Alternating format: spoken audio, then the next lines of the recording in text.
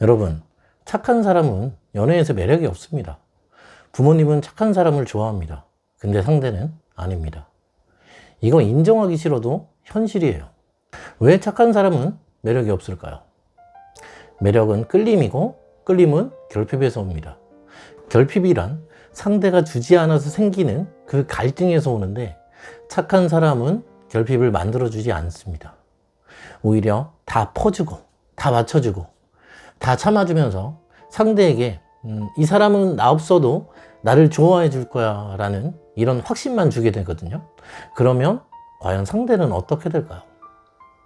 상대가 느낄 때 이거 편안하기는 하는데 더 이상 설레지가 않는 거예요. 더 이상 궁금하지가 않습니다. 그리고 더 이상 보고 싶지 않습니다. 부담스럽고 미안해지고 점점 피하게 되는 거예요. 여러분, 이별 직후에 가장 많이 하는 실수가 혹시 뭔지 아시나요? 내가 착하지 않아서 헤어졌나? 내가 잘 못해줘서 상대가 떠났나? 라고 이렇게 생각을 하면서 착한 사람이 되려고 노력을 합니다. 더 잘해주려고 하고 더 헌신하려 하고 그리고 더 매달립니다. 그런데 그 순간부터 재회의 기회는 더욱더 멀어집니다. 상대는 내가 없는 동안 자유로웠고 새로운 일상에 적응하려 하고 오히려 나와 있을 때보다도 더 편안해질 수도 있습니다. 근데 그 타이밍에 여러분들이 연락을 해서 보고 싶어, 잘 지내? 이렇게 묻습니다. 상대는 그 순간 얘는 아직도 나를 못 낳았구나 이런 생각을 하게 됩니다. 그리고 이 생각은 재회의 길을 완전 닫아버립니다. 왜냐하면 여러분은 여전히 착한 사람 모두이기 때문입니다. 재회에서 가장 위험한 건 상대에게 부담을 주는 겁니다. 그 부담이 뭐냐면 내가 상대보다 더 많이 좋아하고 더 간절하고 더 매달리는 그런 모습이에요. 여러분, 솔직히 그 사람이 떠난 건 여러분이 못나서가 아닙니다. 여러분이 너무 잘해줘서 떠난 거예요. 여러분이 너무 헌신해서 너무 맞춰줘서 너무 노력해서 그래서 떠난 겁니다. 상대는 여러분이 주는 사랑과 관심을 받을 자격이 없다고 그렇게 느꼈을 수도 있고 그 무게를 견디기 힘들었을 수도 있습니다. 이별 후 여러분이 해야 될 것은 착해지는 것이 아니에요. 잘해주는 것도 아닙니다. 오히려 여러분은 무심한 사람이 되어야 됩니다. 상대가 여러분의 마음을 궁금해하도록 여러분이 어떤 사람인지 다시 보게 만들도록 여러분이 떠난 뒤에 빈자리를 느끼게 하도록 그렇게 해야 되는 거예요. 여러분이 공백기 동안 해야 될 것은 여러분들의 가치를 억지로 그렇게 끌어올리는 것이 아니라 상대의 가치를 떨어뜨리는 겁니다. 공백기란 시간을 벌기 위한 것이 절대 아닙니다. 상대가 나를 잊게 두는 그런 시간이 아니에요. 공백기는 상대가 스스로 결핍을 느끼고 그리고 후회하고 내가 없다는 사실에 불안을 느끼게 만드는 그런 시간입니다. 그런데 많은 사람들이 공백기를 견디지를 못해요. 이러다 정말 나를 잊어버리면 어떻게 하지? 다른 사람 만나면 어떻게 하지? 이런 두려움 때문에 공백기를 스스로 깨버립니다. 그 순간 재회는 끝입니다. 상대는 역시 얘는 나 없이는 못 사는구나 이런 확신을 갖게 되고 그리고 더 이상 여러분들을 궁금해하지 않게 됩니다. 여러분, 상대는 내가 없으면 안 될 것 같았는데 실제로 떠나보니까 별일 없더라 이렇게 느끼면 다시 돌아올 그런 이유가 사라집니다. 그런데 여러분이 아무렇지 않게 잘 살아가는 모습을 보이면 상대는 혼란에 빠집니다. 뭐야? 나랑 헤어졌는데 왜 저렇게 멀쩡하지? 나 없이도 잘 사네? 내가 잘못된 선택을 한 건가? 이 생각이 상대를 흔드는 거예요. 그때부터 상대의 가치가 떨어지기 시작합니다.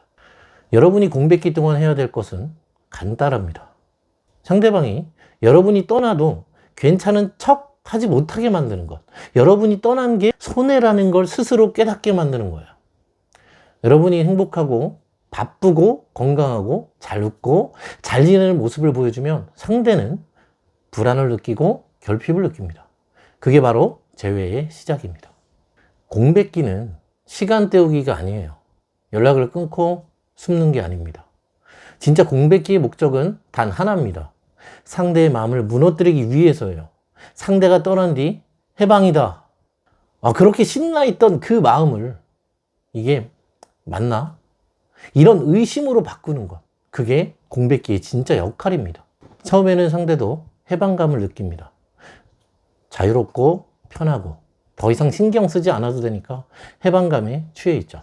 근데 시간이 지날수록 이상하게 여러분이 주던 관심과 애정의 빈자리가 느껴지기 시작합니다. 그 빈자리가 바로 결핍이에요. 여러분은 공백기를 통해 결핍을 상대에게 심어줘야 됩니다. 잘 지내는 척이라도 해야 되고 완전히 무심한 듯 관리를 해야 되고 어떤 방식으로든지 나는 네가 없어도 잘 살아. 이 메시지를 심어야 되는 거예요. 왜냐하면 인간의 본능은 상대의 결핍을 볼 때만 흔들립니다. 떠난 사람이 여러분들이 힘들어하는 걸 보면 오히려 잘 헤어졌다라는 그런 확신을 합니다. 근데 여러분이 멀쩡하게 잘 살고 웃고 운동하고 바쁘게 지내는 걸 보다 보면 상대는 뭐지? 내가 없어도 잘 사네. 내가 떠난 게 진짜 맞았나? 이런 질문을 스스로 하게 되는 겁니다. 이때부터 상대의 가치가 조금씩 무너지기 시작합니다. 여러분이 주던 관심과 사랑, 확인해 주던 애정, 그 모든 게 사라진 뒤에야 비로소 나에게 주던 그 가치가 보이는 겁니다. 여러분, 착한 사람이 되면 상대의 가치는 높아지고 여러분의 가치는 낮아집니다. 공백기를 통해 여러분은 상대에게 내가 있어야 네가 편했던 거야 라는 걸 느끼게 만들어야 되는 거예요. 공백기를 잘 견디는 사람만이 상대의 무의식에 결핍을 심는 겁니다. 공백기는 방치가 아니라 전략입니다. 결핍과 궁금증을 심는 것, 상대의 심리를 뒤흔드는 것, 이게 공백기의 진짜 목적이에요. 그리고 공백기 동안 여러분들은 두 가지를 해야 됩니다. 하나는 무심해 보이는 것, 그리고 두 번째는 잘 지내야 되는 것. 이 두 가지를 보여주는 것이 여러분의 프레임과 가치를 유지하면서 상대의 가치를 무너뜨리는 핵심입니다.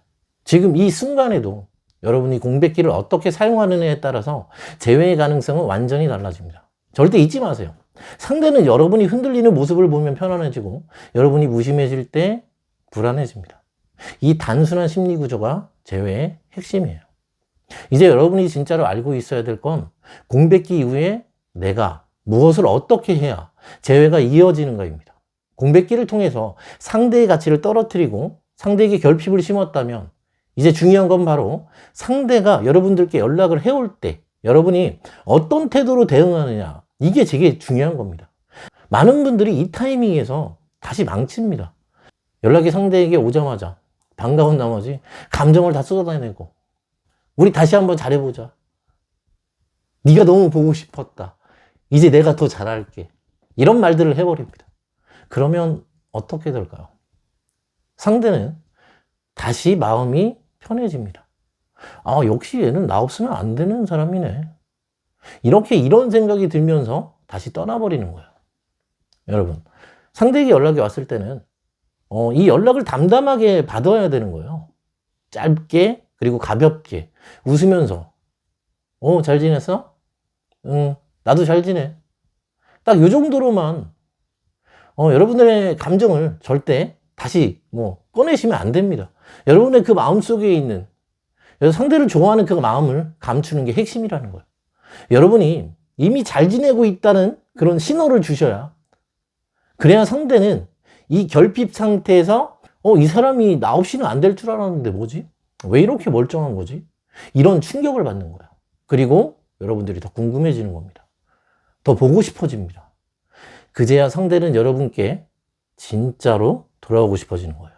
자, 이 시점에서 정말 중요한 건 주도권입니다. 이 주도권을 여러분이 잡아야 돼요. 상대가 먼저 연락을 했고 여러분이 잘 지내고 있음을 확인했고 그 이후에는 여러분이 선택을 해야 됩니다. 상대가 여러분을 만나자고 하면 너무 쉽게 만나지 마세요. 그날은 내가 안 될 것 같고 혹시 이번 주말은 어떠니? 이렇게 가볍게 일정을 조율하세요. 그리고 실제로 상대하고 이렇게 만났을 때는 과거처럼 상대에게 맞추기만 하던 그 모습에서 벗어나셔야 됩니다. 너무 잘해주지 마세요. 상대의 말에 무조건 공감하지 마세요. 가끔은 웃으면서 그거는 네 생각이잖아. 이렇게 말을 하기도 하고 여러분이 이전과는 달라졌음을 상대가 느껴야 되는 겁니다. 그리고 진짜 중요한 건 바로 상대에게 선택권을 주는 겁니다. 나는 너랑 있으면 좋지만 네가 행복해지는 게 나는 더 중요해. 나는 너와 다시 잘해보고는 싶지만 너도 편하게 생각해 한번 해봐. 자, 바로 제가 방금 한 말은, 이런 말은 여러분이 주도권을 잡은 그런 상태에서만 할 수 있는 그런 말입니다. 그리고 이런 말을 들은 상대는 이 사람이 나를 놓을 수도 있구나라는 그런 불안을 느끼기 시작합니다. 그리고 그 불안이 상대의 마음을 다시 붙잡아 놓는 거예요. 여러분, 착한 사람은 상대에게 죄책감을 줍니다. 하지만 매력 있는 사람은 상대에게 결핍과 불안을 줍니다.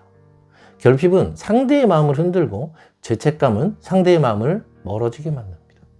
여러분들께서 이 차이를 반드시 꼭 기억을 하세요. 상대에게 결핍을 느끼게 하려면 여러분이 먼저 여러분의 일상을 충실하게 살아야 되는 거예요. 운동하세요. 그리고 외모를 가꾸세요. SNS에 좀 티가 안 나게 여러분들이 잘 지내는 그런 모습을 자연스럽게 보여주세요. 그리고 중요한 건 티를 내지 않게 하는 겁니다. 억지로 행복한 척, 억지로 바쁜 척, 뭐 이런 건 다 티가 납니다. 상대는 다 알아요. 다 알아챕니다. 여러분들께서 진짜로 바빠지셔야 되고 진짜로 잘 지내야 됩니다. 여러분이 그렇게 바쁘게 웃으면서 잘 지내면 상대는 불안해지고 나 없이도 잘 지내네. 혹시 다른 사람이 생긴 건 혹시 아닐까? 이런 의문이 생기고 상대의 가슴 속에서 불안을 만들어냅니다. 그 불안이 바로 재회의 길을 열게 되는 겁니다. 재회는 포기하지 않으면 반드시 옵니다. 단, 잘못된 방식으로 매달리고 착한 사람으로 남으려고 하면 절대 오지 않습니다. 여러분이 이 공백기 동안 가치를 유지하고 상대의 가치를 떨어뜨리고 연락이 왔을 때 주도권을 잡고 다시 만났을 때도 무게중심을 지키면 상대는 다시 돌아옵니다. 그리고 다시 돌아온 그 순간부터가 진짜 연애의 시작입니다. 여러분, 이번에는 절대 예전처럼 상대에게 휘둘리면서 연애하지 마세요. 여러분들의 기준을 갖고 여러분의 마음을 지키면서 상대가 여러분을 잃을까봐 두려워하게 만들어야 됩니다. 이것이 재회의 핵심이고 여러분이 앞으로 연애를 계속해서 이어가는 방법입니다. 오늘 이 영상이 도움이 되셨다면 구독과 좋아요, 알림 설정 부탁드리면서 혹시 혼자 하기 어려우시다면 댓글창에 제 연락처를 남겨놨으니까 함께 전략을 같이 세워드리겠습니다. 그리고 여러분들의 재회를, 여러분들의 행복한 연애를 진심으로 응원합니다. 지금까지 사랑의 징검다리TV의 벨리였습니다.